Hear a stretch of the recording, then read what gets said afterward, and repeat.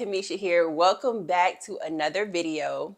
Now today I've created a video on ways to help you establish healthy boundaries, especially during the holiday season. Now what's so important about the holiday times? First off, it's important for you to have healthy boundaries all times of the year. A part of you being a well-rounded, whole, and healthy person is knowing when and how to establish proper boundaries for yourself. Establishing boundaries for yourself creates a safe space for you, and it actually increases your interactions and it increases the bond of your relationships. You're basically sending a message to yourself on how you want to be treated, how you want to be handled, how you want to be spoken to through your own actions. And then in turn, you're also sending that message to other people, letting them know how you would like to be treated as well. Now, boundaries go both ways. So just as I'm sharing this video with you on how you should be establishing healthy boundaries for yourself, make sure you're putting into practice the same way that you should be respecting and putting into practice other people's boundaries, right? Everyone has a different set of boundaries that they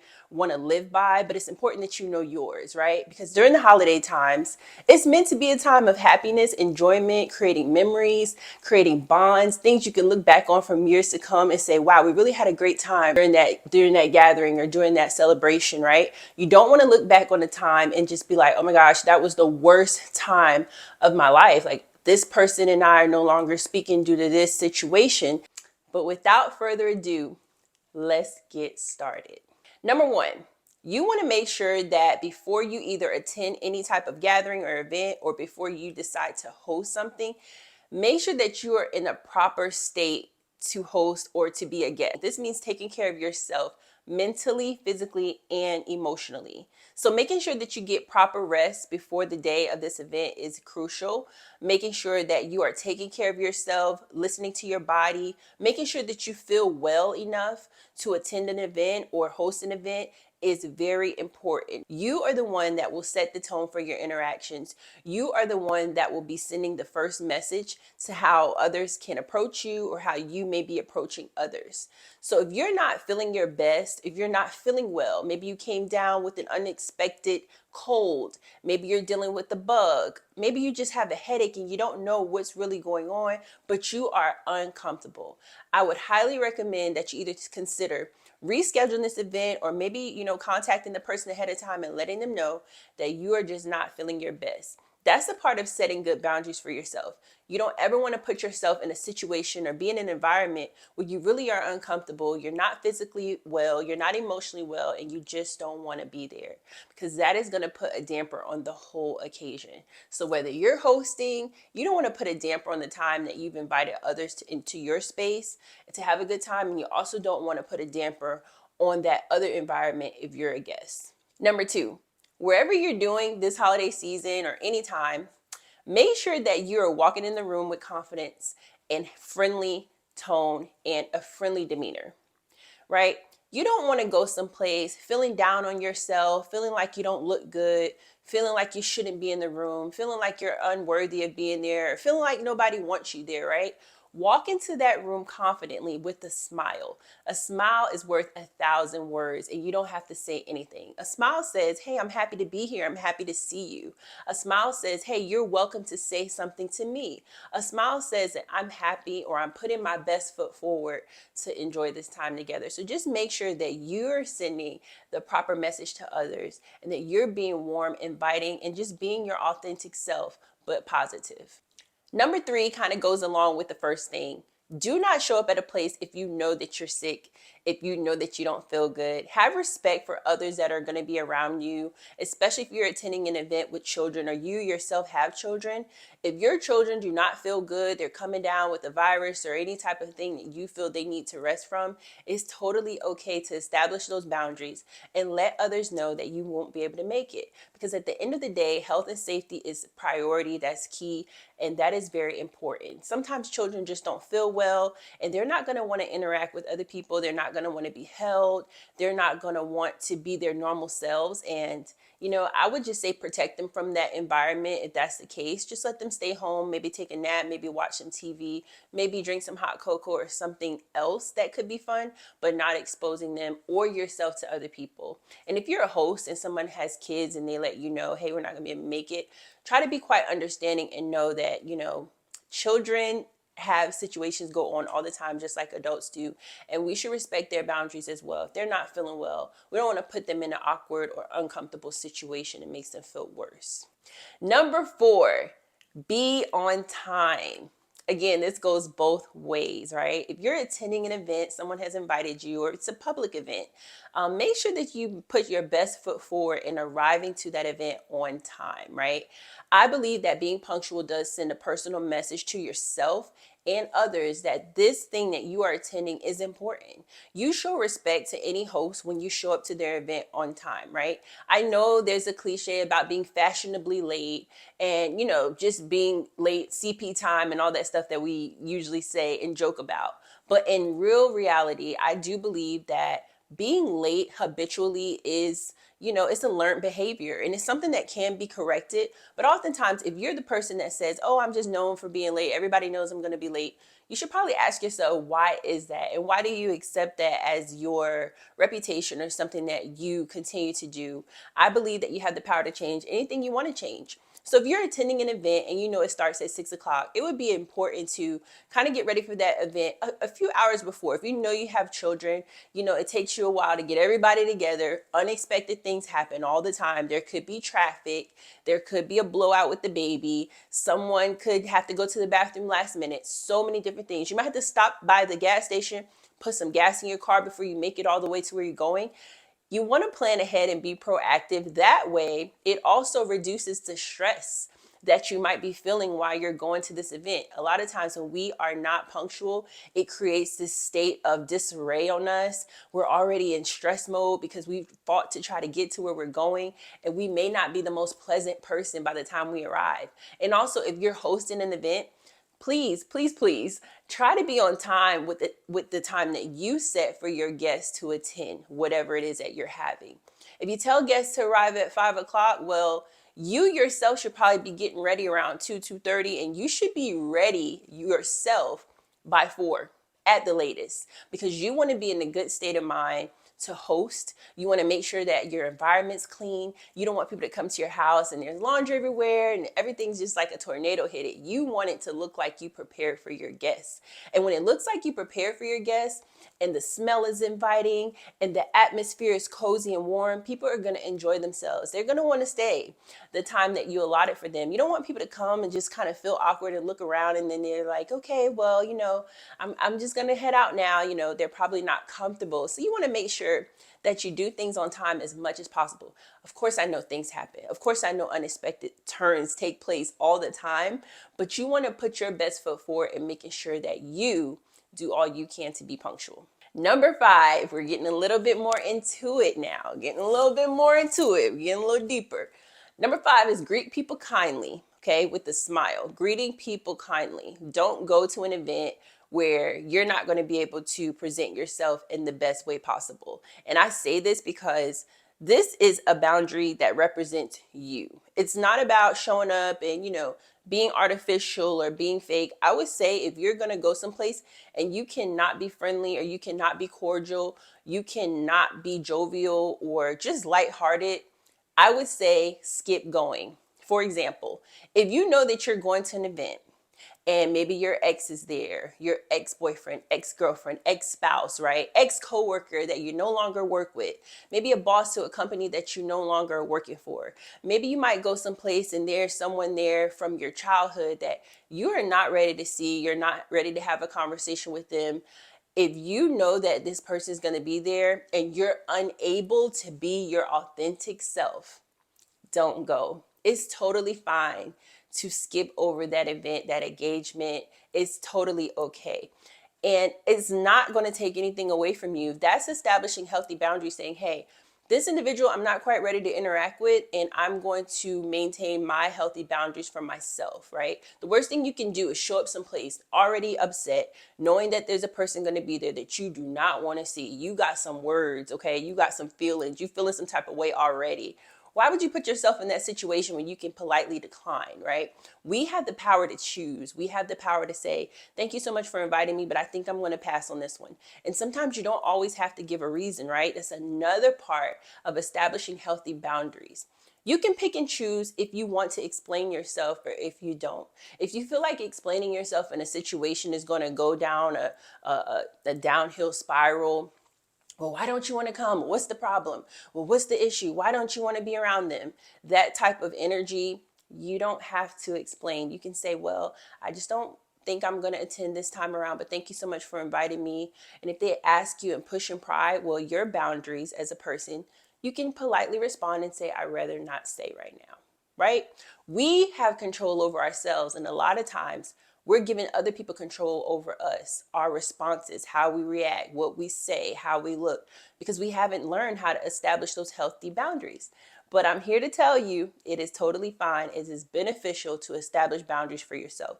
People are going to respect you more, and in turn, people are going to want to be around you even more. On the other end, if you're hosting and you've invited some people into your personal space, whether that be at a restaurant, at your house, in a public place that you're hosting, and you have an inkling that someone might be attending with another friend or another relative that you're not comfortable with, I would strongly encourage you to ask them ahead of time if they're bringing someone.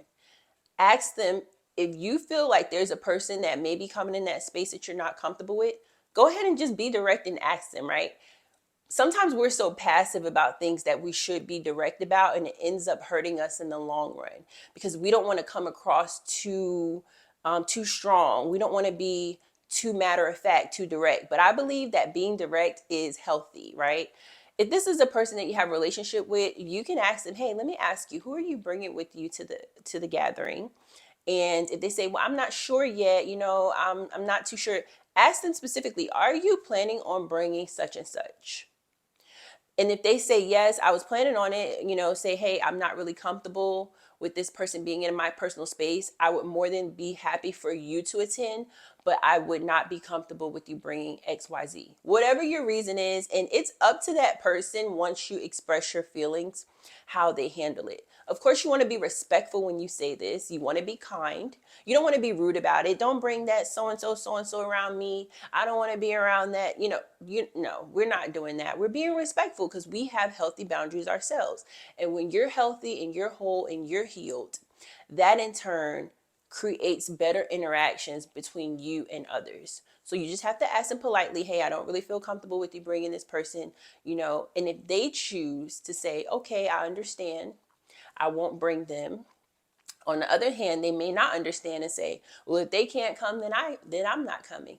And you have to be okay with that, right? Because you would rather have an environment where you're totally comfortable and you can be your authentic self than to put yourself in a compromising position that you may regret for time past, and you may regret it in the future.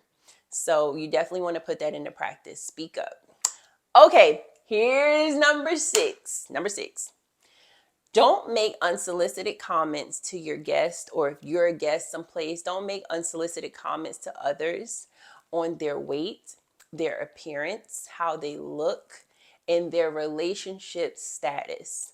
These are just some of the few things that people commonly do when they are in gatherings, either during the holidays or any time of year, making unsolicited comments on people. Now, please don't do this. I speak for all of us when I say, if someone has gained some weight, please don't make comments on their body or, oh my gosh, you gained weight, you getting up there. Don't make those type of comments, because 9 times out of 10, that person already knows that, right? And you bringing it to light in that time is probably not the best time or space to say that to them. If a person has lost weight and you feel like they look really good, you even want to be sensitive to that as well, how you might say it. There's a quote that says, it's not what you say, but it's how you say it. And I'm going to add a part to that and say, it's how and when you say it. You want to use your discernment, as others would say, read the room. Pay attention, right? Open up your eyes and see, is this the right time for me to comment on that? If we're all sitting down eating and we're all having a meal, that's not the right time to talk about anybody's size or weight or things like that, during eating time, because that's going to possibly twist the intention or the focus of what you're even trying to say. So you have to be very careful with making comments on appearance. It's nice to say, Hey, I haven't seen you in a while. You look so good. Of course, guys, use common sense. It's good to compliment people if it's going to fill them up and make them feel good about themselves, if it's going to bring a positive light to the situation, then go ahead and say it, right? It's good to be like, "Oh, I love that outfit. Where'd you get that?" Those things are fine. But what you don't want to do is just be making comments. "Oh, how much did those shoes cost? Ooh, must be nice. Oh, where'd you get that bag from? Rich girl," saying little underhanded, backhanded compliments about people or their children. That's a no-no. We don't want to do that. That can create tension in an environment, and a little bit of tension can bring on a lot of tension, and a lot of tension can escalate the whole situation. So I would just say steer clear from unsolicited comments, especially on people's relationship status. If a person is unmarried, right, and they may be one of your relatives, friends, or loved ones, this is not the time to ask them, "Hey, when you gonna settle down and put a ring on it? Hey, when you gonna get married and get your husband? Hey, when you gonna settle down, get married and have some babies? Hey, when you gonna settle down and pop the question?" Those type of things, or even asking about someone's ex, like, "Oh, where's so and so? You and him ain't together no more? Oh, that was a good man. Where's that young lady at that I met last time? Oh, she was so pretty." That's not the time to bring up anybody's relationship status. If a person is coming to an outing and they came alone, then they came alone for a reason.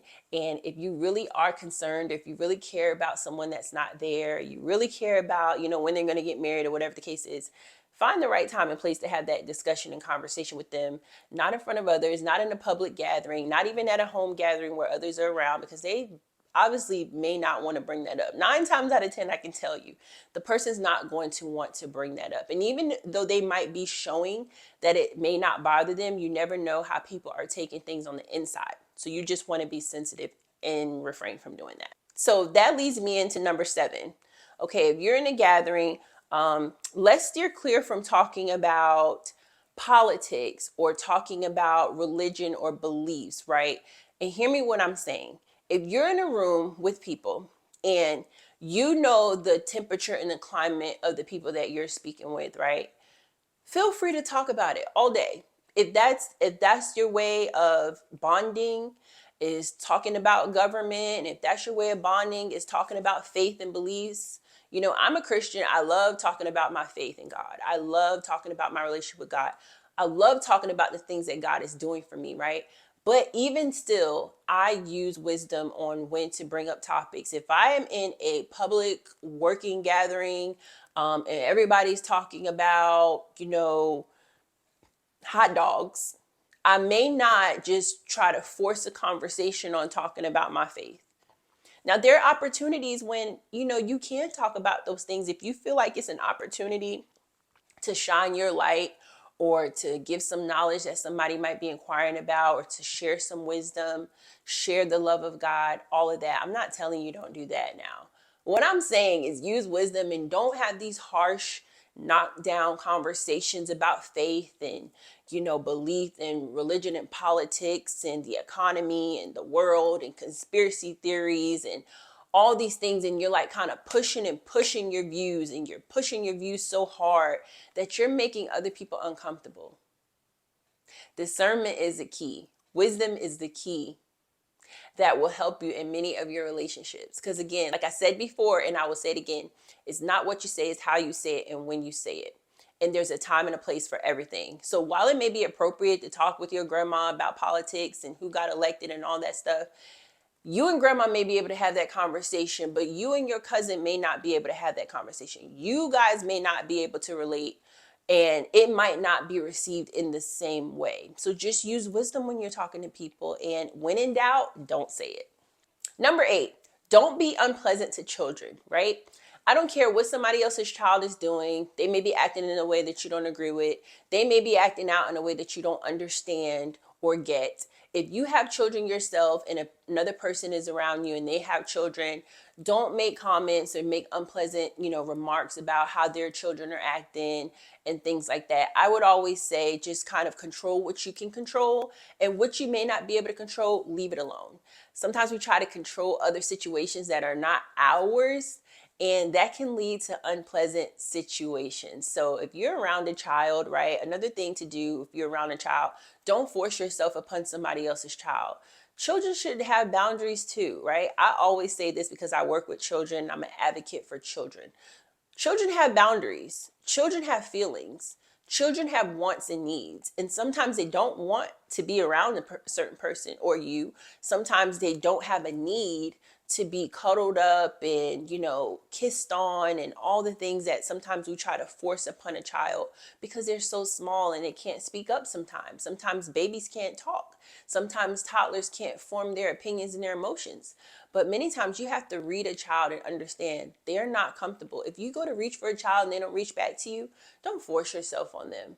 If you go to a child and you say, hey, do you want to come? And they do like this and they're running off, don't chase them and try to pick them up and they start to cry and then you're trying to kiss them and try to make them love you. You're really causing a more stressful situation to that child. Be respectful of their boundaries, just like you would want someone to be respectful of your child's boundaries or even yourself, right, as an adult. So that's that on that. Don't ask people who are married or unmarried when they're having children or if they're pregnant. These are things that happen far too often in situations, and it really just doesn't need to happen, right? If a person just got married or engaged or whatever the case is, it's inappropriate to ask them, hey, when are y'all popping out one? When are you having a family? Or make a false accusation like, y'all don't want any kids? Y'all sure work a lot. Or when y'all gonna put some buns in the oven? And all those type of comments, it's highly inappropriate and it is insensitive because you never know why someone is without a child, pregnant, or you never know, even married or unmarried, why a person has not started a family. I would just say refrain from that. If you knew that someone was pregnant, or maybe somebody may look pregnant, if they don't tell you they're expecting, don't assume they're expecting. Don't make comments like, how far along are you? When's the baby coming? Because you could be completely wrong. Sometimes people go through things in their body that can bloat them or make them look a certain way and they're not expecting. Sometimes people have lost children and they haven't shared it, so you never know what their situation is. I would say if you're close enough to that person, they would have told you. And if they didn't tell you, maybe they just don't feel like you need to know, right? And if you really, really, really just have to know, ask them in private. Don't ask them at a public event. Don't ask them at a home event. Wait for another time if you really want to have that conversation. Number 10, do offer to bring something if you're invited to an event. If someone invites you to their house for dinner, a game night or something like that, or even a public event, and they ask you to come, do ask if there's anything that they might need you to bring. That's just a common courtesy. They may not want you to bring anything. A lot of times if I'm asked to go somewhere, I'll maybe send a text or I'll talk to the person on the phone or I'll see them in person and say, hey, what should I bring to that dinner that you're having? And they might say, nothing, just yourself. And I'm going to say, okay, well, thanks. But then there are other times that you might be invited to an event and they might ask you to bring a bag of ice. They might ask you to bring a drink. They might ask you to bake a dessert or bring a dessert. You never know what's really needed, but it's a common courtesy just to ask. That's also a way of showing that you're grateful to be a part of something. We don't want to just go to events to see what's in it for us. Asking what can I bring shows that you're open to helping, right?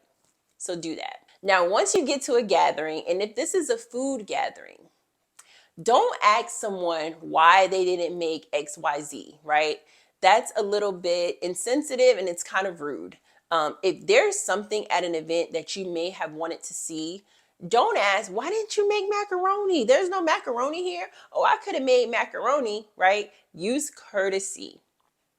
That goes into the previous thing I said is asking if you should bring something. If you're going to a dinner and you feel like, oh, I just have to have some mac and cheese with my meal, well, maybe you should ask the host, hey, are you planning on making any mac and cheese, or is anyone bringing any mac and cheese?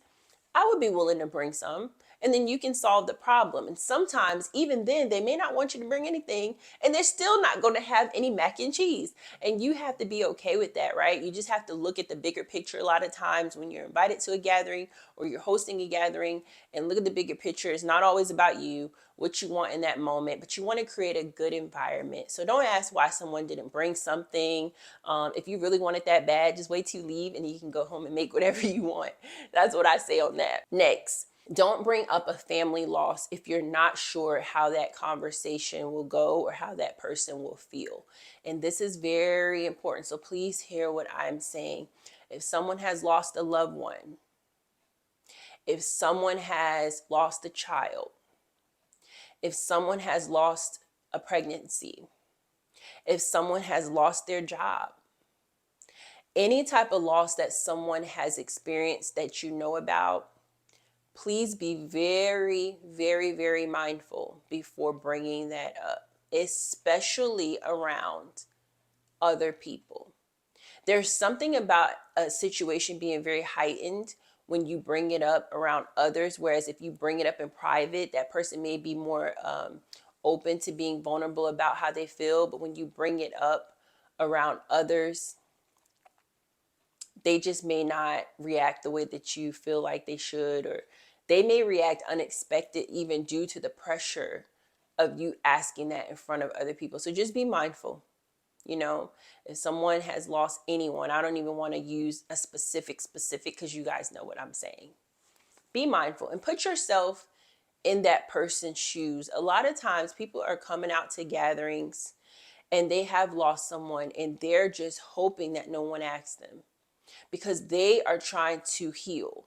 They are trying to deal with that memory of that person possibly having been there, but they know they're not going to be there.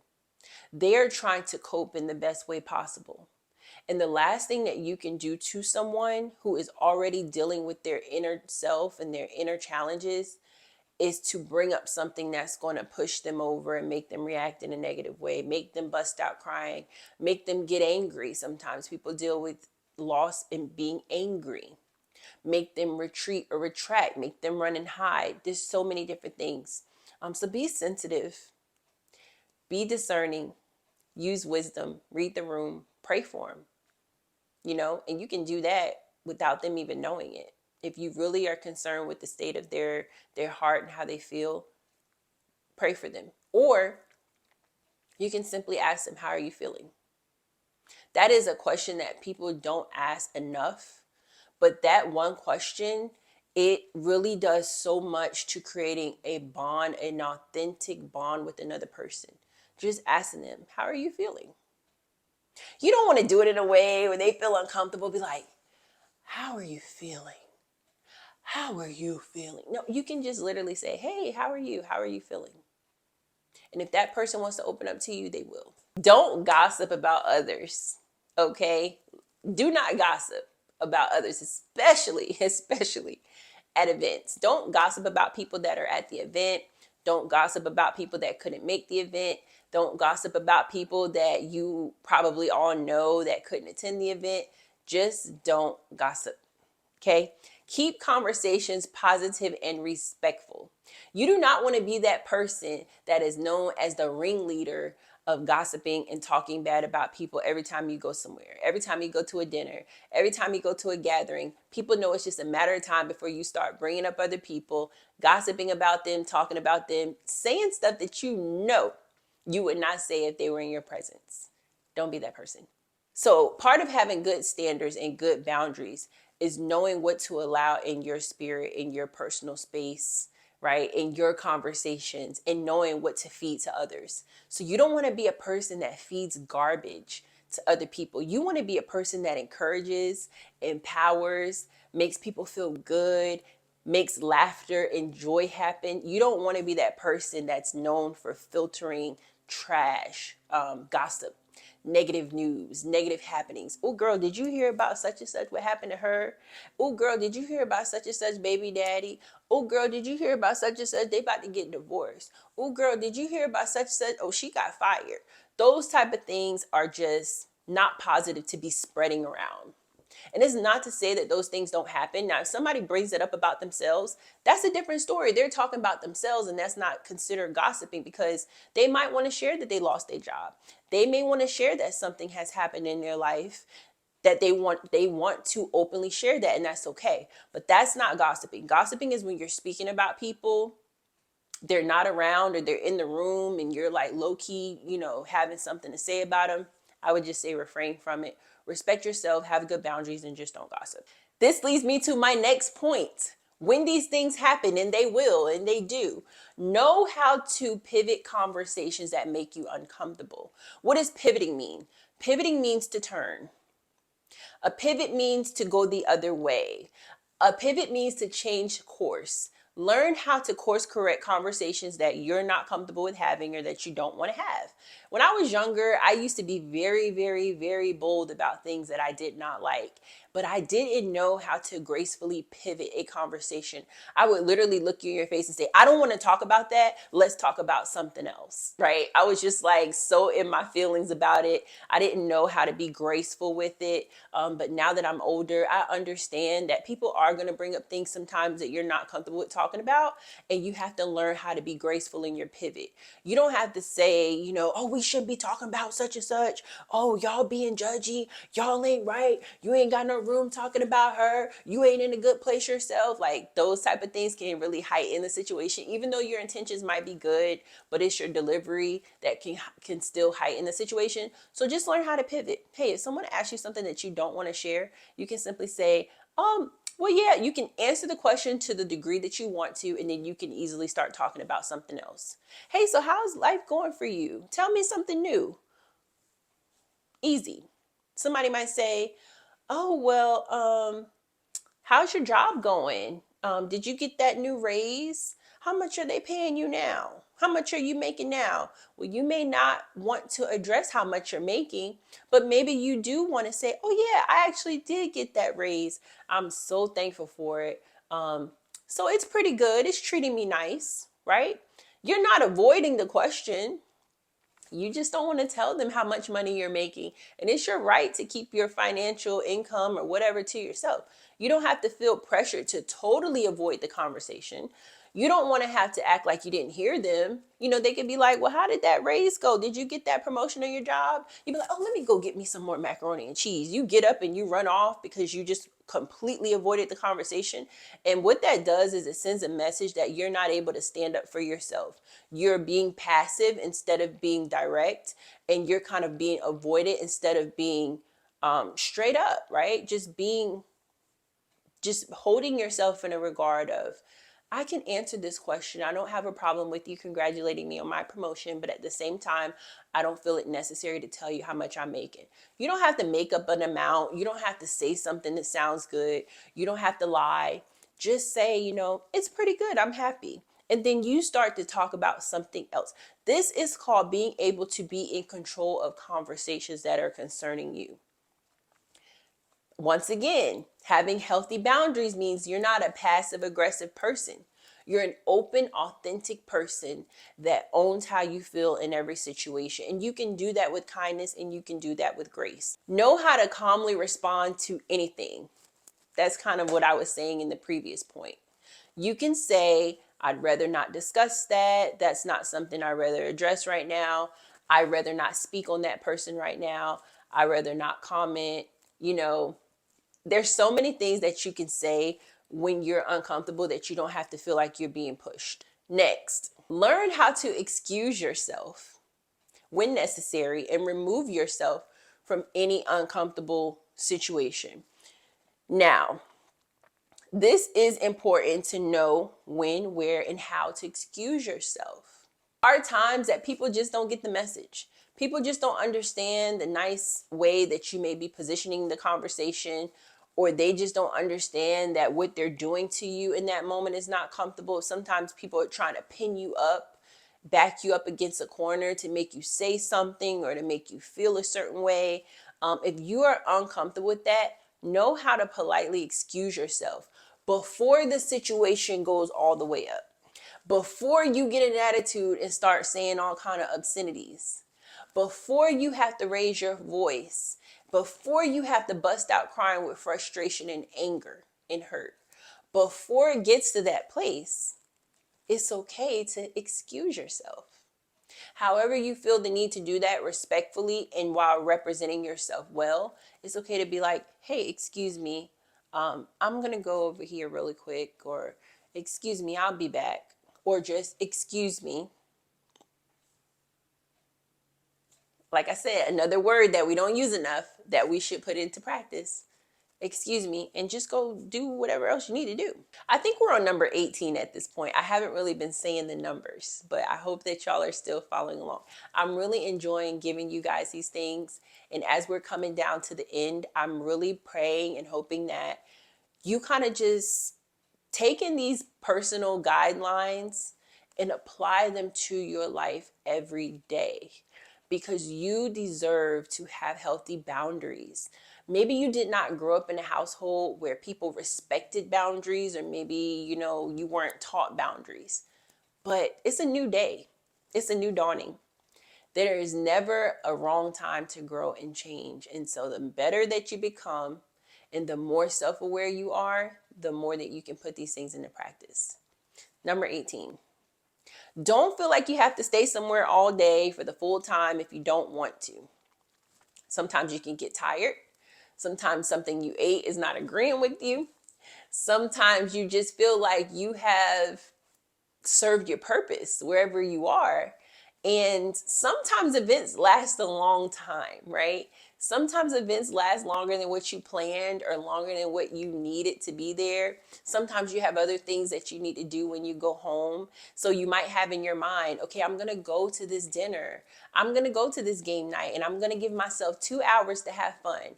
I'm going to mix and mingle. I'm going to converse. I'm going to see some people I haven't seen. I'm going to eat a little bit of food, but then I'm going to go because I have to work very early in the morning, or I want to go so I can spend some time reading at home, or I want to go so I can get off my feet from a long day. Don't feel obligated to stay there till midnight if you know that you don't need to be there until midnight, right? A lot of times at gatherings, sometimes things head and they turn in a different direction, right? Sometimes you can be at a gathering and it can start off and it can be good and it can be music and everybody can be having a good time and everyone's lighthearted, and then sometimes the atmosphere can turn. I'll leave it at that. The atmosphere can turn. Sometimes if there are alcoholic beverages present, or if you're drinking or you're having a drink and somebody else is having drinks, the atmosphere can just turn. And if you don't like the way the atmosphere is turned, or sometimes people can get into deeper conversation than what you want to be a part of. Sometimes people can start talking about things that you're totally out of the loop with. It's okay to excuse yourself and go. Number 19, getting toward the end. Do compliment the host and the guest when you see it necessary. If somebody makes some food and you really have enjoyed yourself, if somebody had a game night and you really enjoyed it, if someone has hosted an event and you really had a great time, do compliment the host. Do compliment the guests. Do compliment the atmosphere, right? You want to sprinkle your salt and add flavor to the room that you're in by being authentic, right? Being genuine. So that's why I said do it when it's necessary. Like when you feel, give credit where it's due. If you came to an event and it was like at a nice hotel and you're like, wow, this was really nice. I really enjoyed being at this nice hotel. I really enjoyed this food. This was really nice. I recently attended a retirement birthday party for my dad, I think a month ago. And I went out of state for it where he lives. And it was really nice. And I told the people that helped put it together, I was like, I really enjoyed myself. This was really good. I mean, I didn't know what to expect when I went, but I had a great time. I told them the food was great. I'm like, wherever you guys catered the food from, it was really good. I really enjoyed myself. And that's just being a genuine, authentic person, right? Not being afraid to give credit where it's due. Not being afraid to let the person know I had a good time, because you never know all that they put into that. And if they're wondering, oh, I wonder how people enjoyed themselves. I wonder if the food was good. I didn't get to eat the food. I wonder how it tastes. Like, let them know, right? They'll remember that. Number 20, we're down to the last two. We're down to the last two. Hope y'all have enjoyed this. Let me know in the comments what your favorite one was. Let me know how you feel about these. If you want to add some, you're free to write down in the comments some things that you think people should establish for healthy boundaries during gatherings or for the holidays or whenever. Feel free to put that in the comments. I will definitely respond. Number 20, do not overeat, overdrink, or be gluttonous during an event. Know your limits. I understand the holiday times are a time that we're supposed to enjoy the food, enjoy everything that life has to offer us, right? But also think about yourself. Establish boundaries for yourself. Establish boundaries for the place that you're attending, and don't overeat. Listen, it's not going to be your last meal. It's not the last supper. So if you go someplace and the food is really good, eat to your heart's content, but don't overdo it. Don't be that person that like tries to eat everything, eat all the good stuff that you think is like, oh, they got such and such. I'm not going to name anything because I don't even want to name anything, but you know how it is. Like, you go to a certain place, it's like, oh, they got such and such. Let me get more of that. It's okay. There'll be other times you can eat again, right? For several reasons. You also don't want to like force your body to take in more food than you should be taking in just because something looks good or it tastes good, right? Or just because you haven't had it in a long time. Don't be gluttonous. And please, if you're at a place with alcoholic beverages, please, if you're a drinker, if you're one that consumes wine, alcohol, whatever, that's your choice. That's I'm not here to say whether that's right or wrong for you, but don't overdo it, right? Don't get yourself to the place where you having drink after drink after drink. Now you're going from feeling good and sociable to now you're tipsy. Now you're flat out drunk. Now you're belligerent. Now you want to fight. Now you're wanting to tell everybody's life story. Now you're just wanting to be so emotional, and now you can't drive.